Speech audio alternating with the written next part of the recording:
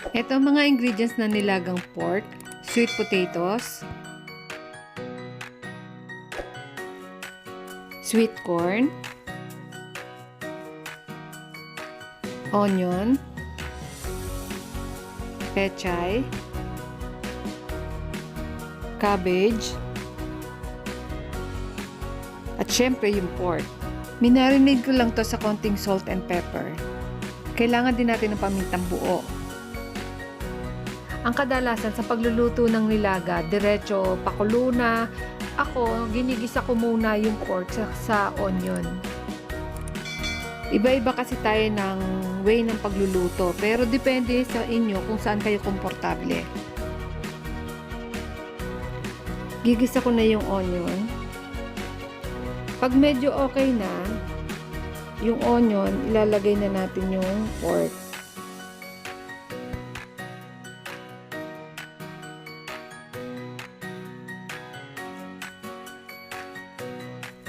Konting gisa lang sa onion, huwag yung naluluto na yung onion.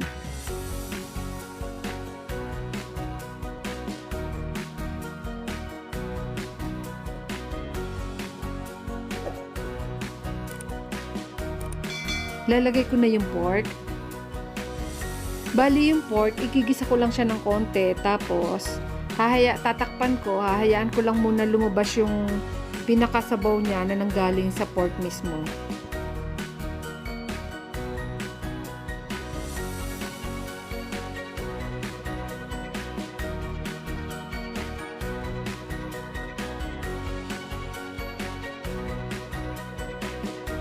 Wait lang tayo mga 15 minutes.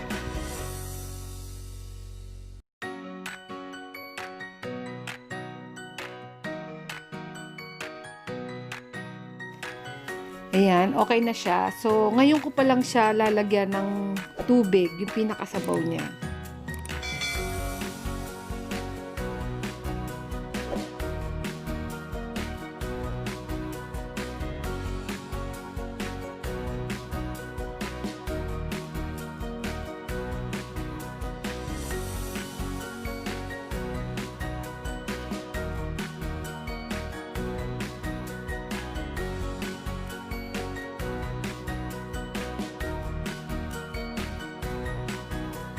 Ayan, bali 6 cups lahat yun. Lagay ko na din yung sweet corn para sabay siya maluto sa pork. A few moments later.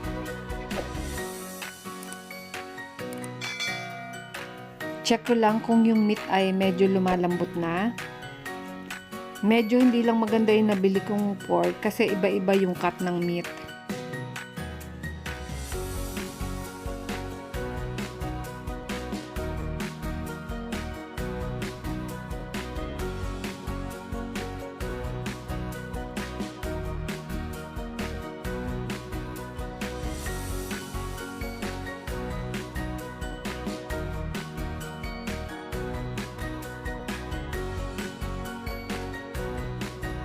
Medyo matigas pa ng konti yung pork, so luluto-lutuin pa lang natin ng konti.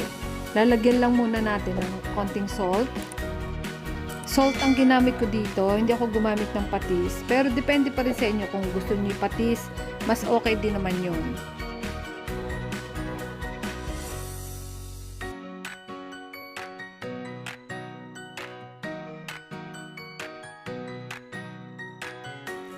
Lalagay ko na din yung pamintang buo.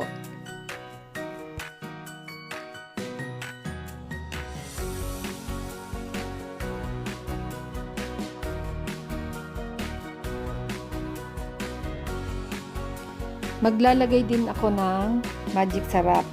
Magic sarap yung available dito sa bahay namin. So, yun yung ilalagay ko. Pero, yung iba naglalagay ng pork cubes.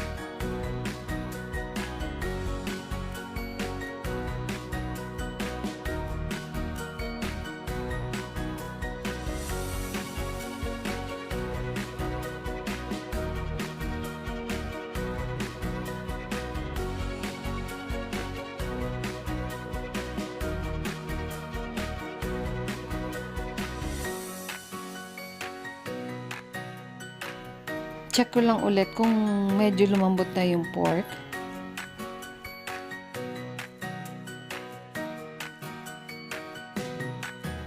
Medyo okay na. So, ilalagay ko na yung sweet potatoes.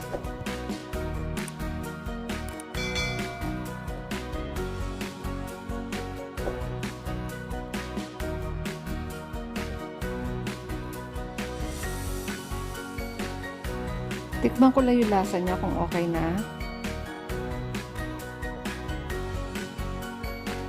Okay na yung lasa niya.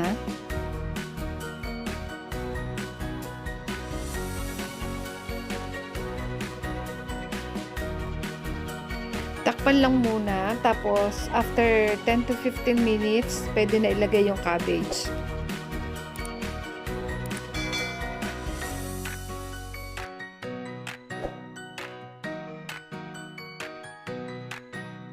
Ayan, pwede na natin ilagay yung cabbage.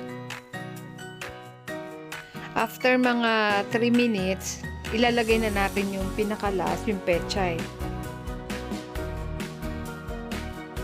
Pampasarap din pala kung malalagyan nyo ng onion leeks. Kaso lang, wala akong nabili sa palengke.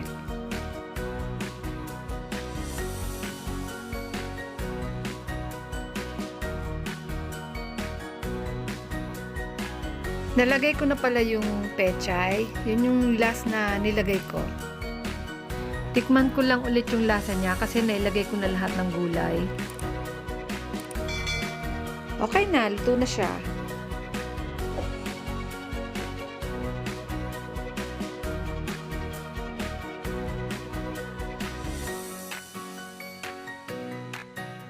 Ito na ang masarap, malinamnam na nilagang pork.